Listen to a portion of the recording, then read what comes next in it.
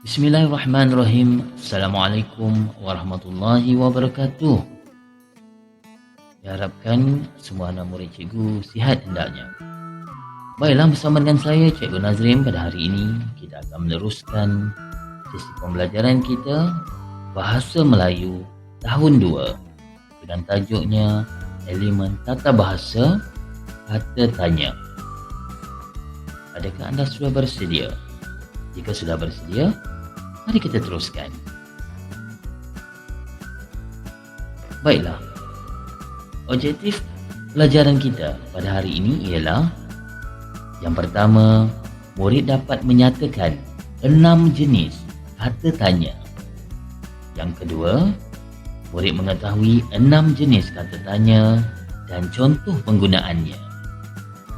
Dan yang ketiga, murid dapat menggunakan kata tanya untuk membina ayat. Baiklah, bagi sesi pengajaran dan pembelajaran kita pada hari ini, cikgu minta semua murid-murid buka buku teks Bahasa Melayu tahun 2, jilid 1, muka surat 68. Baiklah, jika kita lihat pada muka surat 68, di sini ada dituliskan kata tanya. Tajuk di hari ini ialah baju kurung kedah. Di sini kita akan dapat melihat ada beberapa maklumat yang telah pun disediakan. Baiklah, untuk maklumat yang pertama, kalau kita kita lihat di sini, kita ada yang pertama tajuk baju kurung kedah, yang kedua ada lagi di sini. Kalau kita lihat gambar ini, ini adalah baju kurung kedah yang dipakai oleh seorang perempuan yang cantik. Baiklah, sebelum kita meneruskan pengajaran dan pembelajaran kita pada hari ini, lebih dahulu kita kena tahu apa yang dimaksudkan dengan kata tanya. Ada yang boleh, mungkin ada yang boleh menjawab soalan cikgu. Baiklah, kata tanya. Apa itu kata tanya? Kata tanya ialah kata untuk menyoal sesuatu perkara. Contohnya, apa, siapa, mana, bila, bagaimana dan mengapa. Dapat semua murid-murid? Okey. Baiklah, kita teruskan. Baiklah, cikgu ulangkan sekali lagi contoh kata tanya. Di sini cikgu sediakan ada 6 kata tanya, seperti mana yang telah cikgu sebutkan tadi. Okey, kita baca sama-sama boleh? Baik, kita mulakan dengan kata tanya yang pertama. Apa? Siapa? Mana? Bila? Bagaimana? Dan mengapa? Jadi ada 6 contoh kata tanya yang telah cikgu sediakan.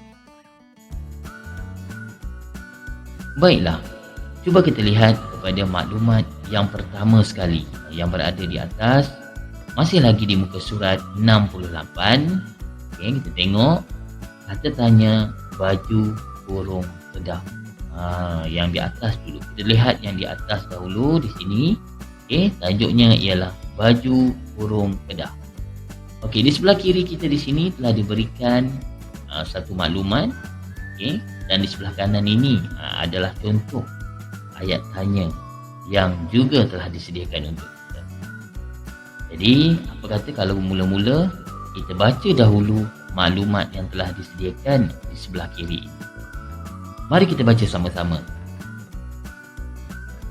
Yang pertama ialah lawatan sambil belajar ke Muzium Negeri Kedah. Tarikh 25 hari bulan 5 2020. Hari Jumaat. Masa 8.30 pagi. Peserta murid-murid tahun 2 Bestari. Okey, Boleh kan? Baiklah, kita teruskan. Jika di sebelah kiri tadi, yang kita baca tadi ialah maklumat berkaitan dengan baju kurung kedah ini. Di sebelah kanan pula adalah contoh ayat yang digunakan, yang mana kita menggunakan kata tanya. Baiklah, kita lihat yang pertama. Kotak yang pertama ini, okay, boleh baca bersama-sama dengan cikgu. Kotak yang pertama, apakah program yang disertai oleh mereka? Okay, cuba awak lihat pada kotak yang pertama, apakah kata tanya yang digunakan di sini? Ya, betul. Apa di sini? Ini adalah contoh kata tanya yang digunakan dalam ayat yang pertama ini. Baiklah, kita pergi ke kotak yang kedua. Mari kita baca sama-sama. Kemanakah murid-murid itu pergi melawat? Baiklah, cuba kita semak dan kita lihat di kotak yang kedua ini, mana kata tanya yang digunakan? Betul, mana, ataupun di sini manakah. Bagus. Kita terus ke kotak yang ketiga. Murid-murid pergi melawat ke sana bila? Murid-murid pergi melawat ke sana bila? Dua kali cikgu ulang. Jadi di manakah kata tanyanya? Ya, betul, bila. Bila digunakan di sini. Pandai. Di kotak yang terakhir, mari kita baca sama-sama. Yang pergi ke sana siapa? Ulang sekali lagi. Yang pergi ke sana siapa? Jadi, di manakah kata tanyanya? Ya, betul, siapa di sini. Baiklah, jika kita lihat keempat-empat kotak ini dan keempat-empat kata tanya yang ini ada sedikit perbezaan. Cikgu, kenapa kotak yang pertama dan kotak yang kedua ada kah, sedangkan kotak yang ketiga dan keempat tidak ada? Baik, ini jawapannya. Untuk menggunakan kata tanya di dalam sebuah ayat, kita meletakkan partikel kah ini sekiranya kita menggunakan kata tanya pada permulaan ayat ataupun berada di tengah-tengah ayat. Sekiranya kita gunakan kata tanya di hujung ayat, maka kita tidak perlu meletakkan partikel kah. Maksudnya ialah, contoh, jika cuba kita lihat pada kotak yang pertama ini, okay, di mana kita menggunakan kata tanya di permulaan ayat, apa? Jadi kita perlulah meletakkan kah, partikel kah di sini. Jadi untuk melengkapkan ayat hanya gitu. Jadi dia akan menjadi apakah program yang disertai oleh mereka, di mana apa ini kita gunakan di permulaan. Di kotak yang kedua pula, kemanakah, manakah? Ini cuba kita lihat kata tanya ini diletak kiranya di tengah-tengah. Okey, di tengah ataupun masih di permulaan ayat, sama sahaja. Jadi kita boleh menggunakan partikel kah. Jika kita lihat pada kotak yang ketiga dan keempat, kita tidak boleh menggunakan partikel kah, kerana kata tanya yang kita gunakan ini berada di hujung ayat. Contohnya, murid-murid pergi melawat ke sana bila. Jadi cuba kita lihat bila di akhir ayat, maka kita tidak perlu meletakkan partikel kah. Harus diingat, sekiranya kita membina ayat menggunakan kata tanya, simbol soalan ataupun tanya ini jangan kita lupa, kerana ia menunjukkan bahawa ayat yang kita buat itu ialah kita ingin bertanyakan sesuatu. Sekiranya tidak ada simbol ini, maka ayat kita tidak lengkap dan berkemungkinan ayat kita tidak tepat dan tidak betul. Baiklah. Seterusnya, Cuba kita jawab soalan-soalan yang telah dikemukakan ini tadi. Okey, baiklah. Cuba kita lihat pada kotak yang pertama tadi. Apakah program yang disertai oleh mereka? Jadi, jawapannya ialah program yang disertai oleh mereka ialah lawatan sambil belajar. Cikgu, dekat mana kita nak dapatkan jawapannya? Ya, jawapannya adalah yang telah kita baca tadi di sebelah kiri kita. Maklumat di sini. Cuba kita lihat. Lawatan sambil belajar. Ini adalah untuk menjawab soalan yang pertama. Soalan yang kedua. Ke manakah murid-murid itu pergi melawat? Jadi, kita tengok nombor 2 di sini.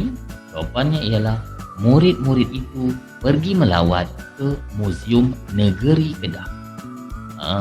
Ini jawapan dia. Yang ketiga pula, murid-murid pergi melawat ke sana bila? Jadi, jawapannya ialah murid-murid pergi ke sana pada hari Jumaat 25 hari bulan Mei 2020. Ya, di sini. Kan? Okey, baik. Seterusnya, kita pergi ke soalan yang terakhir. Yang pergi ke sana siapa? Jadi di sini kan, cuba kita tengok maklumat di sini telah pun diletakkan jawapannya. Maka jawapannya ialah murid-murid 2 bestari yang pergi ke sana. Jadi itu adalah jawapan. Baiklah. Teruskan lagi. Baik. Di bawah maklumat tadi kita ada satu lagi maklumat yang dikotakkan. Ada gambar seorang perempuan yang sedang memakai baju kurung kedah. Inilah baju kurung kedah, dan juga ini kita panggil kain apa? Ini ialah kain sarung. Baiklah, mari kita sama-sama baca maklumat yang disediakan di sini. Baju kurung kedah dipakai bersama dengan kain sarung. Baju kurung kedah dipakai pada hari biasa. Kaum perempuan Kedah suka memakai baju ini. Baju kurung Kedah biasanya diperbuat daripada kain kapas. Baju kurung Kedah warisan budaya sepanjang zaman. Baju kurung Kedah ini adalah baju pakaian tradisional bagi kaum perempuan di negeri Kedah. Baiklah, jika kita lihat maklumat yang kita baca tadi, di bawahnya ada satu lagi aktiviti. Ada 3 soalan di sini yang tidak lengkap. Jadi, kita kena lengkapkan soalan ini supaya menjadi satu ayat tanya yang lebih lengkap dan jelas. Baiklah, mari kita sama-sama cuba selesaikan aktiviti 1 hingga 3 ini. Kita lihat soalan yang pertama. Nama baju itu kosong. Apa jawapannya? Baiklah, cuba kita lihat di bawah ini. Cikgu telah sediakan soalan yang lengkap berkaitan dengan nombor 1 ini. Mari kita lihat. Nama baju itu ialah apa? Nama baju itu ialah apa? Jadi kata tanya yang cikgu gunakan di sini ialah apa? Yang tempat kosong tadi ni cikgu isikan dengan jawapan dia ialah apa? Jadi cikgu menggunakan kata tanya di hujung ayat, maka tidak perlulah cikgu meletakkan partikel kah tadi. Baiklah, kita teruskan dengan nombor yang 2. Nombor kedua. Isi tempat kosong, pakaian ini dipakai. Mari kita lengkapkan ayat nombor 2 ini. Baik, kita lihat di sini nombor 2. Cikgu telah lengkapkan ayatnya seperti berikut.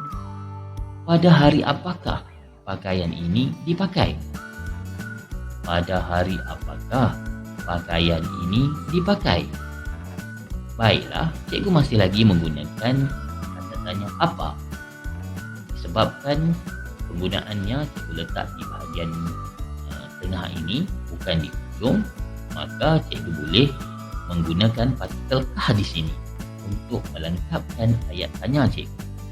Jadi cikgu menggunakan kata tanya apakah di sini. Baiklah, kita cuba aktiviti yang ketiga pula. Isikan tempat kosong yang memakai pakaian ini. Mari kita lihat. Jawapan yang lengkap yang telah cikgu sediakan ialah siapakah yang memakai pakaian ini? Jadi cikgu menggunakan kata tanya siapa di sini. Disebabkan cikgu menggunakan kata tanya di permulaan ayat, maka cikgu boleh menggunakan partikel kah di sini untuk melengkapkan ayat tanya cikgu. Cuba awak lihat di sini nombor 3. Kita ulang sekali lagi. Siapakah yang memakai pakaian ini? Jadi cikgu menggunakan kata tanya siapakah di sini. Baiklah semua murid-murid. Jadi cikgu harap anda semua boleh faham dan jelas dengan apa yang kita pelajari pada hari ini. Jadi sampai di sini saja pelajaran kita. Sekiranya anda semua ada soalan dan ingin bertanya kepada cikgu, teruskan bertanya dan jangan malu dan juga jangan segan. Sekian, terima kasih, sampai kita berjumpa lagi. Assalamualaikum warahmatullahi wabarakatuh.